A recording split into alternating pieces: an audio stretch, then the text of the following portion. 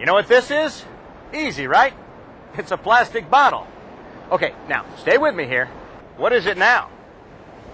Now, it's marine debris. Same with this. Now it's a wrench, and now it's marine debris. If you work in the oil and gas industry, you've probably heard a lot about marine debris. As an industry, we're working really hard to keep our stuff out of the water, and that's what this video is all about. But that doesn't mean that the marine debris problem has been solved. Au contraire. We still contribute to the problem unintentionally.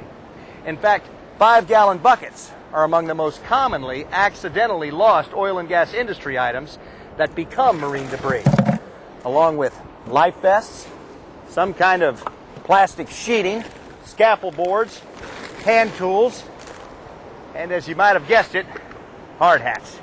I hate to admit it, but I think I'm probably the clumsiest person I know, because I seem to find it really easy to lose my hard hat.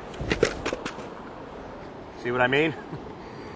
I'm thinking about inventing some sort of Velcro ski mask-like thing that keeps my hard hat from going anywhere near the water. Man, I wish I'd been the one to invent Velcro. Sorry, I digress.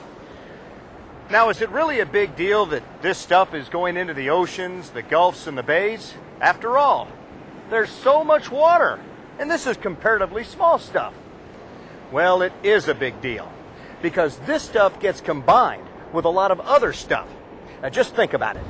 Recreational boaters and cruise ship passengers, and even people enjoying a day on the beach, could contribute things like bottles and cans and cigarette butts and sunglasses. Commercial fishing boats and shrimp boats add nets and fishing line. Cargo shipping lines, too, can accidentally lose things overboard. When you combine all of this stuff, it builds up and causes more damage than you might think. First and foremost, marine debris is a serious threat to fish, marine mammals, sea turtles, seabirds, and other marine life. Some get entangled in strapping bands, discarded ropes, and plastic six-pack rings. When they can't get free, they can't feed, and they starve or drown. Some eat the debris, thinking that it's food. But because the debris can't be digested, it blocks their intestines and guts. After suffering major internal damage, they starve to death. You'd think, for example, that cigarette butts would decompose in the water, but they don't. Most contain some form of plastic, so if they do decompose, it will take many years. And you know, as we go out into deeper waters, we expose even more marine animals to our operations. Threatened and endangered species, like the sperm whale, for example, and some species of sea turtles, can all suffer because something unintentionally became marine debris. Some of this stuff sinks to the sea floor where it can sit for an incredibly long time. An aluminum can, for example, will take nearly 100 years to decompose. A glass bottle? 1,000,000 years. That's right. I said 1,000,000. Now, some of this stuff doesn't sink, but floats on the surface or drifts in the water column. And that's when it becomes dangerous to not only fish, marine mammals, sea turtles, seabirds, and other wildlife, but also to people. This stuff can seriously hurt both commercial and recreational boaters should they run across it. It can damage boat hulls, obviously, but it can also foul propellers and clog the water intake ports on engines, causing boat owners to incur heavy losses of both time and money. Have you ever seen an angry boat owner? Ooh, I sure have, and Mom was pretty mad, let me tell you. What doesn't sink is going to drift and may end up on somebody's beach or shore. Every year, for example, volunteers like these in Corpus Christi, Texas, have to do major beach cleanups from South Padre Island, Texas, to Fort Myers, Florida. Volunteers from communities that share the Gulf of Mexico have to go out and clean up trash, cans, bottles, even people's butts. And when there aren't enough volunteers, our taxpayer dollars have to be spent so that our beaches and parks aren't trashed.